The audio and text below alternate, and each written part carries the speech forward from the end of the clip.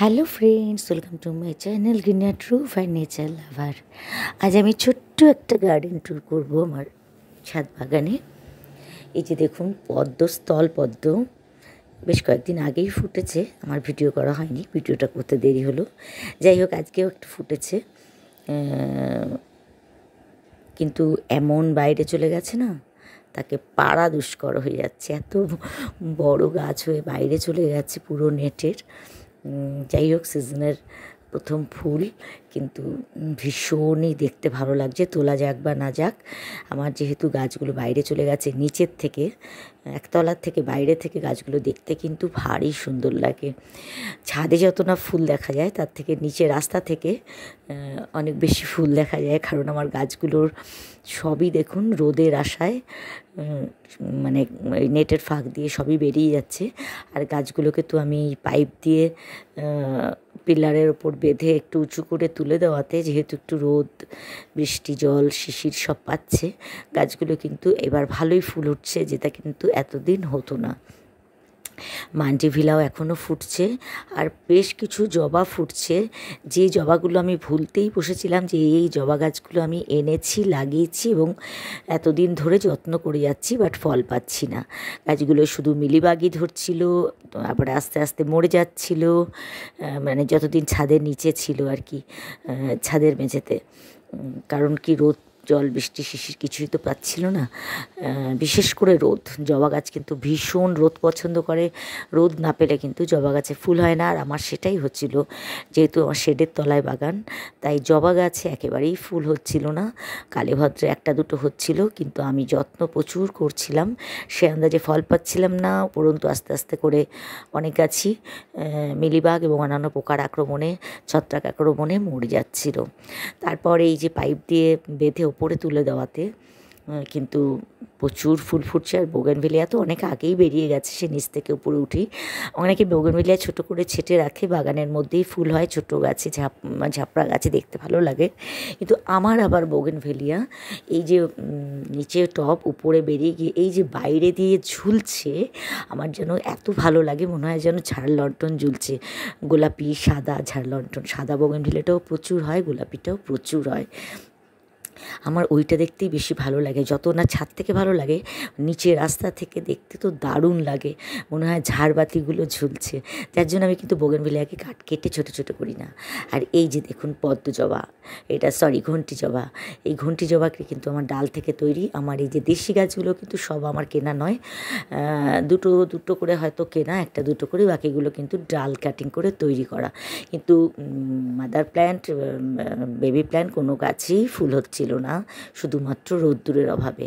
আর এই যে আমি 3 দিকের পাঁচিলে রড দিয়ে বেঁধে, পাইপ দিয়ে বেঁধে ওপরে তুলে দিয়েছি, যার জন্য দেশি জবা, তারপর ট্রপিক্যাল জবা সবই কিন্তু প্রচুর পরিমাণে ফুটছে। যে পদ্ম জবাটা ফুটছে যেটা, সেটা মানে এত অপূর্ব, পদ্মর থেকেও যেন পদ্ম জবা দেখতে সুন্দর। পদ্ম যেমন কি একটা সময় পর মেয়ে ছোট্ট হয়ে যায়, ওটা কিন্তু হয় না, দারুণ সুন্দর দেখতে লাগে। আর এই দেশি পিঙ্ক, দেশি লাল, দেশি সাদা, এগুলো কিন্তু বেশ ভালোই ফুটছে, ডেলি ফুটছে, প্রত্যেকটা গাছেই ডেলি ফুটছে। এই যে দেখুন, এটাও একটা ঘন্টি জবা, এটা গেরুয়া, এটাও এই যে পূব দিকে, এই যে দেখুন পাইপ দিয়ে বেঁধে টবগুলোকে উপরে তুলে দেওয়া। শুধুমাত্র রৌদ্র পাচ্ছে বলে এখন প্রত্যেকটা গাছে রোজ 2-4টে করে এমন ফুল হচ্ছে। দেশি জবা তো 8টা 10টা 12টা করেও হয়। এখন আমি চিনতে পারছি যে আমি এই জবা গাছগুলো কিনেছিলাম, কিন্তু এতদিন এই দেশি জবাগুলো তো ফুল হতো না, সাদা জবা, পিঙ্ক জবা, মানে রোদের অভাবে দেশিগুলো তো ফুল হচ্ছিল না, এমন অবস্থা। যাই হোক, এখন রোদের জন্য কিন্তু আমি প্রচুর ফুল পাচ্ছি। আর এই যে দেখুন পদ্ম জবা, কি অপূর্ব না ফুলটা। এই গাছটা তো আমার পুরোই মরতে বসেছিল, দেখুন গাছটা বয়স কিন্তু 1 বছর হয়ে গেছে, কিন্তু সে আন্দাজে গাছটা বাড়েনি কেন জানেন, আমি বারবারই কেটে দিতে বাধ্য হচ্ছিলাম মিলিবাগের আর ছত্রাকের আক্রমণে। কিন্তু অবশেষে এই যে উপরে উঠিয়ে দিয়ে দেখুন ফুল হতে শুরু করেছে, এবং আমি জানতে পারলাম, আমি এই জবাটাও কিনেছিলাম। জবা যেহেতু আমার প্রথম পছন্দ, জবা গাছের নেশা আমার ভীষণ পরিমাণে, যার জন্য আমি যখনই বাজারে গেছি আমি জবা গাছ কিনে কিনে এনেছি এবং লাগিয়েছি, এবং বছর ঘুরে গেছে, যত্ন করেছি, 1 বছর, 1.5 বছর, 2 বছর বছর 3 বছর ধরেও, কিন্তু সে আন্দাজে কিছুই ফুল পাইনি এবং কয়েকটা গাছ তো মরে গেছে, আর বাকিগুলো এমনই মৃতপ্রায় হয়ে থাকছিল যে আমি ভুলেই গেছিলাম কোনটা কী জবা এনেছিলাম। এখন এই রোদ পেয়ে ফুটছে বলে আমি জানতে পারছি যে কোনটা কী জবা আর কী যে ভালো লাগছে। এই বিভিন্ন রকমের জবা দেখে সে আর বলার কথা নয়। যাই হোক, এর সাথে সাথে বাকি সব গাছগুলোর কিন্তু যথেষ্ট ইমপ্রুভমেন্ট হয়েছে, যথেষ্ট ফুল ফুটছে এবং এখন আমি খুবই খুশি। অ্যাডেনিয়ামে দেখুন এখনও কুড়ি রয়েছে। অ্যাডেনিয়ামটাকে আমি একটু নামাতে বাধ্য হয়েছি, কারণ সিজনাল গাছগুলো এবার একটু একটু করে তুলতে হবে, এবার শীতের গাছগুলো তুলতে হবে, তাই কিছু গরমের গাছকে এবার উপর থেকে নামাতে হবে। কিন্তু ভয় পাচ্ছি যে নামালেই হয়তো এই পোকামাকড়ের আক্রমণে নষ্ট হয়ে যাবে। কিন্তু শীতের যে ফুল গাছগুলো সেগুলোও তো রোদ চাই, সেগুলো নিচে রয়েছে, সেগুলো নিচে থাকলেও ফুল হবে না। তাই খুব সমস্যা শেডের তলায় বাগান করা, না ছাদ শেড দেওয়া, শেডের তলায় বাগান করা সত্যিই খুব সমস্যা।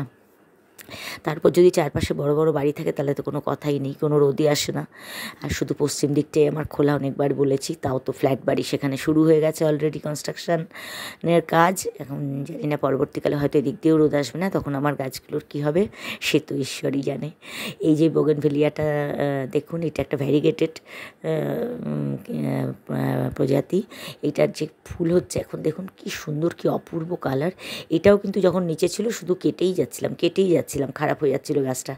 যেই দেখুন এই যে উপরে পাঁচিলের উপর তুলে দিয়েছি সাপোর্ট দিয়ে, এখন কিন্তু দেখুন বেড়ে বাইরে চলে গেছে বাড়তে বাড়তে। আর দেখুন কি সুন্দর অপূর্ব কালারের ফুলটার হয়েছে। মানে এখন যে আমি কত রং বেরঙের ফুল দেখতে পাচ্ছি যে বলার না। যাই হোক, আজ এই অবধি।